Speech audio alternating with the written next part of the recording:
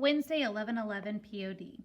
Allison is classifying triangles based on the characteristics of each triangle. How could Allison classify this triangle? Well, when we're looking at triangles, we can try to classify based off of sides and angles, and you should.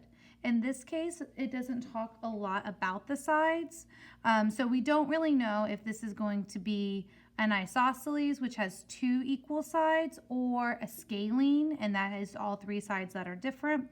We can definitely tell that it's not an equilateral because your interior or your angles are not equal. So we know it's not an equilateral. So when we're looking at something that gives us specific angles, we're going to classify it by angle. So there's three types. There's obtuse, right, and acute. So remember, obtuse is greater than 90 degrees. And right is equal to 90 degrees. And then acute is less than 90 degrees. So when we're looking at this, do we have any angles that are obtuse? No, we have 30 degrees, 60 degrees, and then what does this here mean? That there is going to mean right angle, right? Because we have the perfect square. And so if it's a right angle, that means it is 90 degrees. So that's not greater than 90, therefore obtuse can't be it.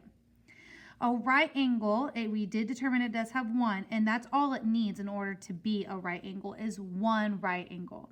So it does have a right angle, so it's definitely a right angle. But triangles can sometimes be more than one name, so we have to continue going through them all. Is this an acute angle? So does it have angles that are less than 90 degrees? It does. It has 30 and 60. But in order for it to be an acute triangle, it actually needs all three angles to be acute. In order for it to be classified as acute, it needs all three. And it does not have all three because it does have that right angle. So therefore, it cannot be acute. So it is only a right triangle.